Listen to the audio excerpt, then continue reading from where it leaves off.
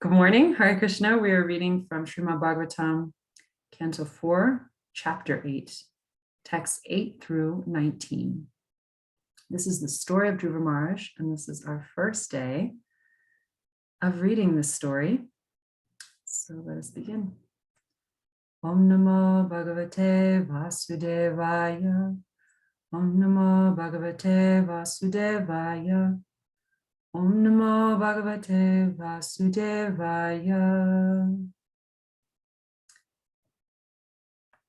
So we begin with the story of Dhruva Maharaj with text 8. King Uttānapāda had two queens named Sunīti and Suruci. Suruci was much more dear to the king. Sunīti, who had a son named Dhruva, was not his favorite. Text 9.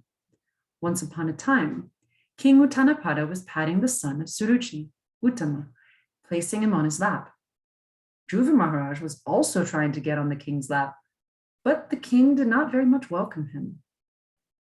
Text 10. While the child, Dhruva Maharaj, was trying to get on the lap of his father, Suruci, his stepmother, became very envious of the child, and with great pride, she began to speak so as to be heard by the king himself. Text 11. Queen Suruci told Dhruva Maharaj, "My dear child, you do not deserve to sit on the throne or on the lap of the king. Surely you're also the son of the king, but because you did not take your birth from my womb, you are not qualified to sit on your father's lap." Text 12. My dear child, you are unaware that you were born not of my womb, but of another woman. Therefore, you should know that your attempt is doomed to failure. You are trying to fulfill a desire which is impossible to fulfill. Text 13. If you at all desire to rise to the throne of the king, then you have to undergo severe austerities. First of all, you must satisfy the Supreme Personality of Godhead, Narayan. And then when you are favored by him because of such worship, you shall have to take your next birth from my womb. Text 14. The sage Maitreya continued, my dear Vidura, as a snake, when struck by a stick, breathes very heavily, Dhruva Maharaj, having been struck by the strong words of his stepmother, began to breathe very heavily because of great anger. When he saw that his father was silent and did not protest, he immediately left the palace and went to his mother. Text 15. When Dhruva Maharaj reached his mother, his lips were trembling in anger and he was crying very grievously. Queen Sunīti immediately lifted her son onto her lap, while the palace residents, who had heard all the harsh words of Suruci, related everything in detail. Thus, Sunīti also became greatly aggrieved. Text 16. This incident was unbearable to Sunīti's patience. She began to burn as if in a forest fire, and in her grief, she became just like a burnt leaf, and so lamented.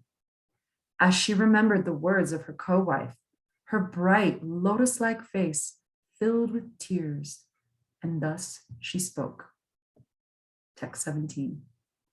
She was also breathing very heavily, and she did not know the factual remedy for the painful situation. Not finding any remedy, she said to her son, my dear son, don't wish for anything inauspicious for others. Anyone who inflicts pain upon others suffers himself from that pain. Text 18. Sunīti said, my dear boy, whatever has been spoken by Suruci is so because the king, your father, does not consider me his wife or even his maidservant. He feels ashamed to accept me. Therefore, it is a fact that you have taken birth from the womb of an unfortunate woman, and by being fed from her breast, you have grown up. Text 19. My dear boy, whatever has been spoken by Suruci, your stepmother, although very harsh to hear, is factual. Therefore, if you desire at all to sit on the same throne as your stepbrother, Uttama, then give up your envious attitude and immediately try to execute the instructions of your stepmother. Without further delay, you must engage yourself in worshiping the lotus feet of the Supreme Personality of Godhead. We'll read the purport for text 19. The harsh words used by Suruci to her stepson were true, because unless one is favored by the Supreme Personality of Godhead, one cannot achieve any success in life. Man proposes, God disposes. Sunīti, the mother of Dhruva Maharaj, agreed with her co-wife's advice that Dhruva engage himself in the worship of the Supreme Personality of Godhead. Indirectly, the words of Suruci were a benediction for Dhruva Maharaj. For because of the influence of his stepmother's words, he became a great devotee. Jaya Shri Krishna Chaitanya Prabhu Nityananda Shri Advaita Gadadhar Shivasadi Gaura Bhakta Vrinda Hare Krishna, Krishna Krishna, Hare Hare, Hare Rama, Rama Rama, Hare Hare. So I'm really requesting your blessings to speak something of value on this beautiful pastime in this beginning of the story. So the beginning of the story, there's, a lot of these verses don't have purports. So it's kind of, the story itself is a little bit self-explanatory. And Prabhupada, his purports are even quite brief when he does give a purport. Looking at the story itself, this is a story of a little boy who just wants the love of his father. And he's just so impressionable. And I was thinking children are so impressionable. Even at that age, their bones haven't even hardened yet. Their skulls are still soft in their bones. And if they fall to the ground, it's not like they easily break their bones because they're just still so pliable. And I feel that's very symbolic of even how children are. They're just so impressionable. And if something shapes them at that age, then it affects the rest of their lives. And I'm sure we can all relate with this, that some childhood experience has formed our entire lives. So this is a childhood experience of Dhruva Maharaj that completely shapes his entire life. Such a little incident, right? He just wants to go sit on the lap of his father, and his stepmother speaks harshly to him. Just this one experience shapes his whole life. So, and I was thinking it was quite interesting that it was very harsh what his stepmother said. Those words saying, you have to be born into my womb. But in this case, what was even more painful was that his father said nothing, because his father overheard those words and he didn't say anything. So I'm not sure how appropriate this is, but I was thinking in woke vocabulary, there's this term called bystander, that if you stand by while injustice is happening, then you are contributing to the problem. You are actually making it worse and inflicting a kind of violence. So I was thinking King Uttānapāda was like the OG bystander.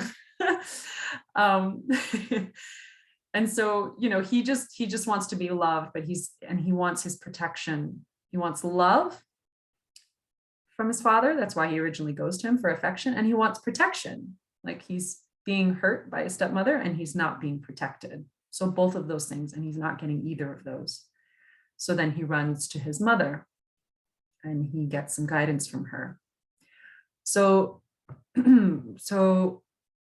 in our society, it's usually the etiquette to not really speak upon a verse that Srila Prabhupada is not given a purport to. So when I looked up, classes for these sequences of verse, there were very few, because in general, it's not so much the etiquette to speak, although you can. It's just kind of, if we just follow Prabhupada's example. And that said, There is an interesting verse that doesn't have a purport, and I wanted to talk about that as well as focus on verse text 19, where the purport is. The phrase that I want to focus on, I think it's from text 17, where Sunīti, the mother of Dhruva Maharaj, she says, "My dear son, don't wish for anything inauspicious for others. Anyone who inflicts pain upon others suffers himself from that pain." So her words very much resonated for me because they make a kind of sense regarding karma. You know, karma, we think, okay, whatever goes around comes around, and I'm going to have the reactions. But especially with this kind of pain, specifically emotional pain, heart pain, as well as physical pain, it will immediately come back to harm that person. And it's repeatedly described that Suruci is envious. So Suruci and Sunīti, it could be a little challenging to differentiate between the two names, but Suruci, ruci means taste, so like good taste. So she's kind of sensual. She's more of the sensual queen. And Sunīti, it means good ethics, like niti. So she has good morals and good ethics. So Suruci and Sunīti. So Suruci is criticizing and wishing Dhruva Maharaj ill. So I was remembering one year when I was traveling on the bus tour, and I was kind of like more of a lead counselor. And I was on the girls' bus, and there was becoming a very toxic environment of gossip. And so there was just a lot of criticism. I was hearing other girls criticize other girls when they weren't there, and it was getting very toxic. And so at one point, we were in Vancouver, I remember, and I just gathered everybody for an emergency meeting. And I told all the girls very seriously, I said, what you're doing when you're criticizing other girls is you're just shooting yourself in the foot, because basically the criticism that you're aiming at someone else, it's just exactly the quality that you are developing or going to develop the more that you criticize someone else. It's actually in your highest self-interest to stop criticizing. Because if you keep on that criticism, you're just going to imbibe those qualities. And I don't know where I got the fire to talk to all these girls, but I was very serious. And something must have gotten through, because for the rest of that bus tour, the culture shifted and changed. And by the end of the bus tour, we were doing like appreciation circles, and the culture had shifted. But it really has to start with, okay, I need to stop this and start this, but stopping that criticism and that gossip. And gossip can be so toxic. And I was thinking that if I am criticizing someone's quality that I don't like, I'm thinking about it. It's this kind of meditation. And then that quality is just going to develop in my heart. I mean, it's such a natural consequence. But on the flip side of that, if I also appreciate and glorify others, that quality will also cultivate and grow in my own heart, because that's what I'm focusing on. So there's a natural karma as well, like a action and reaction, that kind of habit of thinking and behaving. So Sunīti's advice here, saying that if you want to cause harm to Suruci or her son Uttama, or even your father, you're shooting yourself in the foot. It's just going to come back to haunt you. So it's in your highest self-interest to not do that. And Jayadvaita Swami said on this point that obviously Dhruva Maharaj was very angry and he wanted some kind of vengeance. And ultimately he does go on the instructions of his mother, and that comes later in the story, but he is motivated by a kind of revenge. He wants revenge success, and he wants to go get success to avenge himself. But if he was very angry, there might have been some violence on his part, or his anger might have curdled his spirit. So that was the first thing I wanted to just touch on. And then for text 19, I really thought it was very fascinating how Prabhupada shares the incredible twist of fate here, that the most hurtful words of Dhruva's stepmother were the greatest benediction of his life. It's pretty amazing. So Prabhupada writes here, indirectly, the words of Suruci were a benediction for Dhruva Maharaj. Because of the influence of his stepmother's words, he became a great devotee. And I mean, this is so beautiful. I listened to a lecture on Dhruva Maharaj by Rana Swami, and the theme of his whole lecture was gratitude. Just gratitude, gratitude, gratitude. And every single experience of life, whether positive or negative, especially the negative, gratitude is what actually helps us grow spiritually. It's the foundation, he was saying, for all other spiritual attributes and all other spiritual qualities is gratitude. And I was thinking, what is it about gratitude that actually helps the soul to grow and evolve? And I was thinking gratitude is about finding meaning in the experience, that there must be a meaning behind this. So if I'm grateful for some setback, it means that there was meaning behind it. It doesn't mean I just like to suffer. It means, oh, I see the purpose behind this. And I'm grateful because I've grown in this way, or it affected my life in this way. I talked about months ago when I gave a talk that the author Maurice Nicoll would describe in the very first, in Genesis, in the beginning there was the Word, and the Word was God. So actually the Greek of that is logos, and logos means meaning, actually. So in the beginning there was meaning. There was the Word, there was meaning, and God is meaning. So if I can find meaning, that means I'm finding God. That means I'm finding God in my life, and that's a spiritual experience. So that is what gratitude really is. It means that I can find God in every circumstance, whether positive or negative. That's what's so beautiful about it. It means that my life has meaning. It's not just some purposeless suffering or even purposeless pleasure and joy. Like, all right, well, this is going to come and go and it's temporary. But a deeper understanding that gratitude means I'm welcoming in meaning into my life.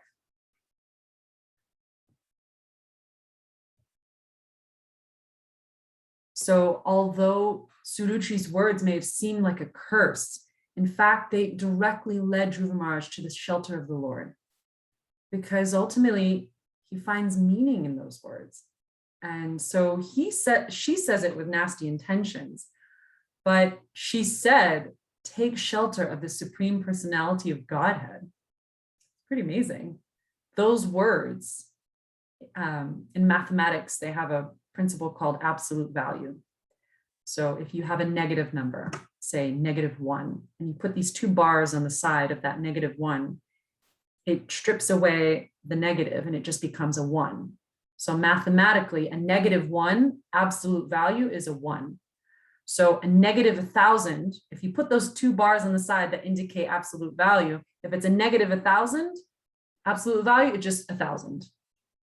So no matter how negative a number might be, if you put an absolute value, it's just, that's the value of it. It's 1,000, whether it's a positive or negative.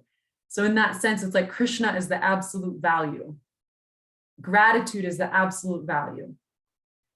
Suruci said, take shelter of the Supreme Personality of Godhead. All right, let's put the absolute value around that statement. She said it with nasty intentions. She was envious. She was purposefully hurting, trying to hurt Dhruva, and she did. So those were all her intentions. That's where she was coming from. But that statement, take shelter of the Supreme Personality of Godhead, It shaped his entire life.